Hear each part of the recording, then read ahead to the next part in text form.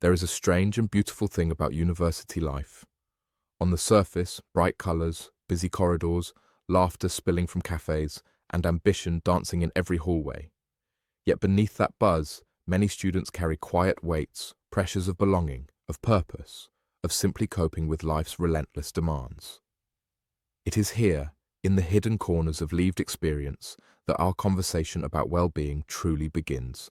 Imagine a place where listening itself is the first act of care, a place where someone sits with you, not to judge, not to rush, but to genuinely hear the texture of your thoughts. That place exists in many universities across the United Kingdom. It is called free counselling, and it is a resource often already paid for through your fees, waiting to be discovered by you.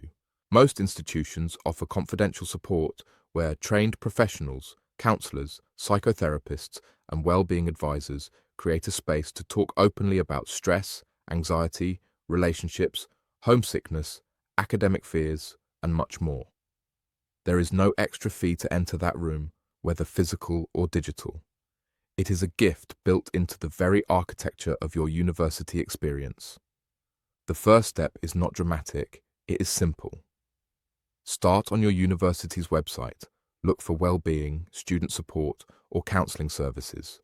You will find contact details, online forms, and sometimes even drop-in hours. If that feels awkward, remember this. Asking for help is not a sign of weakness. It is a wholehearted expression of self-awareness and care.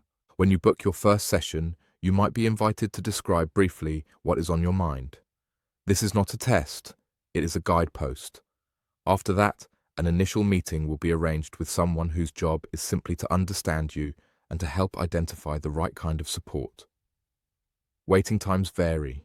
Sometimes you will be seen quickly, other times there may be a short pause, but you are on a path towards support, not away from it. And during those sessions, they are not rushed. You will find space for thoughtful reflection, gentle questions, and real listening. Silence is allowed because sometimes what is unspoken carries the most meaning. Trust grows gradually, week by week, step by step. Your voice matters in that room more than you might imagine. If things ever feel more urgent, universities usually signpost additional crisis support, including same-day appointments or external services, so you are never truly alone, even in your hardest hours. What makes this remarkable is not just the therapy itself, but the underlying philosophy. Education does not just happen in lecture theatres and libraries. It happens in encounters where we are known, cared for, and encouraged to flourish as whole human beings, not just students. This is what learning communities are for. So if you ever feel overwhelmed, uncertain, or simply need someone to talk to, please take that first step.